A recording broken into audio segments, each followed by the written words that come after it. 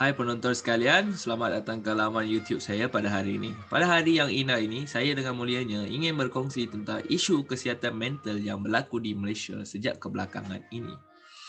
Sebelum kita mengenali lebih mendalam tentang kesihatan mental, beri saya laluan untuk memberitahu definisi isu kesihatan mental.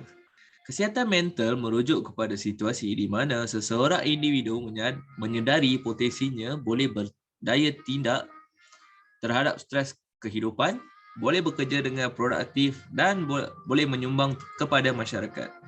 Maka janganlah kalian bersikap sangka bahawa kesihatan mental itu adalah gila ataupun tidak waras.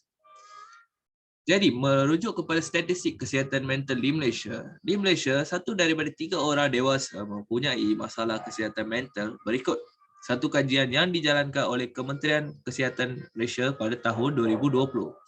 Pada masa ini, semua orang tertekan disebabkan isu COVID-19 dan juga PKP, Perintah Kawalan Pergerakan.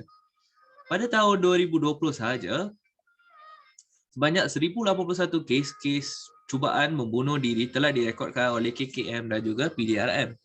Ini merupakan statistik yang tertinggi direkodkan di Malaysia.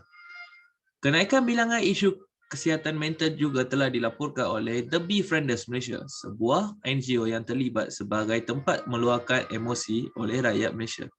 Daripada Mac ke Disember 2020, sebanyak 43,000 panggilan telah pun diterima oleh hotline Befrienders ini. Yang paling menyayatkan hati semua ialah bahawa sebanyak 266 orang telah pun mengambil keputusan untuk menamatkan kehidupan mereka. Ia sangat memilukan kerana mereka tidak dapat menahan isu yang sering melintasi fikiran mereka atau tidak dapat mencari jalan untuk menyelesaikan isu yang dihadapi. Jadi, infografik kesihatan mental terhadap fizikal dan mental.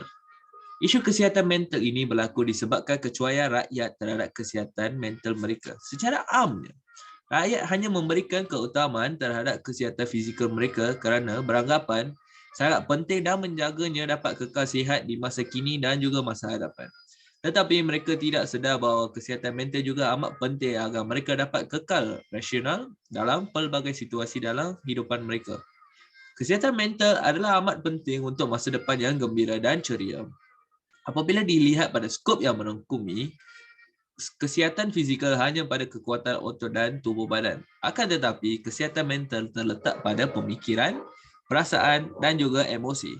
Jika benda ini tidak diurus ataupun dikawal, pelbagai benda yang tidak diingini boleh berlaku. Dan contohnya telah pun kita lihat tadi, iaitu percubaan membunuh diri dan juga membunuh diri. Ramai percaya bahawa kesihatan fizikal senang dibaiki dan mereka rasa lebih baik dan selesa menjaganya. Tetapi kesihatan mental juga tidak sesuai untuk dijaga. Mereka merasakan sekali menghadapi tekanan mental, mereka tiada jalan kembali ke asal, di mana ini tidak benar. Jadi, apakah faktor-faktor masalah kesihatan mental? Yang pertama, sosial. Masalah ataupun konflik perhubungan, keluarga, rakan-rakan, ibu bapa dan juga lain-lain. Selain itu, genetik juga merupakan faktor permasalahan kesihatan mental di mana sesiapa yang mewarisi genetik masalah kesihatan seperti bipolar dan lain-lain boleh juga menyumbang kepada kesihatan mental. Ini membuat mereka tidak tenang dan juga bertindak di luar jangkaan ataupun kawalan mereka. Persekitaran, pengaruh keadaan sekeliling yang kurang sihat dan juga memberangsangkan. Faktor kewangan juga menjadi isu ataupun faktor masalah kesihatan mental di mana kehilangan sumber pendapatan ataupun cari makan mereka terjejas boleh membuat mereka hilang fokus pada kehidupan dan juga membawa kepada kesihatan mental. Pengaruh social media di mana terlalu ikut-ikut orang lain dan juga merasakan diri tidak mencukupi atau apa yang mereka ada berbanding dengan rakyat yang menunjuk-nunjuk di social media menjadi satu faktor masalah kesihatan mental. Selain itu, masalah kerjaya juga tidak boleh diabaikan di mana kerjaya tidak memberi ruang masa yang mencukupi untuk seseorang itu membuat benda lain ataupun mengawal perasaan ataupun emosi mereka. Ini menjadikan masalah kesihatan mental menjadi sebalik ni. Simptom-simptom masalah kesihatan mental. Yang pertama sekali, anda rasa sedih dan ingin menyendiri. Anda tidak mahu bergaul ataupun berada di kalangan orang ramai. Hilang selera makan ataupun makan terlalu banyak disebabkan stres. Ini juga merupakan simptom. Pengambilan alkohol dan juga dadah berlebihan daripada yang biasa ataupun dadah patut tidak diambil tetapi anda mula mengambil merupakan salah satu simptom masalah kesihatan mental. Perubahan drastik pada tabiat dan juga tingkah laku boleh dilihat apabila anda mula mengalami masalah kesihatan mental. Hilang minat pada aktiviti yang disukai dahulu, contohnya berenang, mendaki bukit ataupun berlari juga merupakan satu-satunya simptom masalah kesihatan mental. Anda akan selalu berfikir tentang cara membahayakan diri sendiri. Jadi, ini adalah simptom-simptom dan bagaimana kita boleh mengatasinya. Anda boleh di mana dengan memakan makanan yang sihat dan mengambil nutrien dan vitamin, minda anda akan dapat kekal fokus dan memfikirkan secara terurus. Selain itu, sentiasa berhubung dengan keluarga dan rakan-rakan apabila anda ada sebuah isu ataupun benda yang sering berlari di fikiran anda.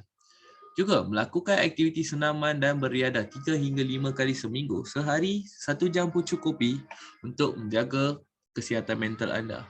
Elak pengambilan rokok dan juga dadah. Lakukan aktiviti yang anda suka dan juga bermanfaat. Contohnya bersendirian ataupun dengan keluarga dan rakan-rakan. Kongsikan perasaan anda dengan orang yang percayai agar mental stres anda dapat dikeluarkan dan juga anda dapat pandangan ataupun solusi daripada orang lain. Harus semua ingat bahawa anda bukan keseorangan di Malaysia ini. Anda sentiasa mempunyai seseorang untuk mendengar isu anda.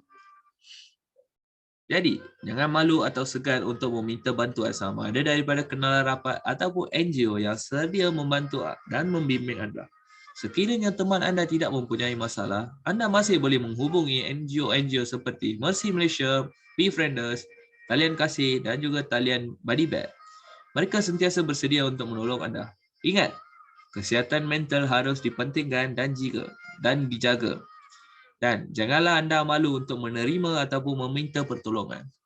Sila kongsikan video ini dengan rakan-rakan anda agar bersama-sama kita melindungi kesihatan mental rakyat Malaysia. Dengan ini, sekian sahaja daripada saya. Terima kasih.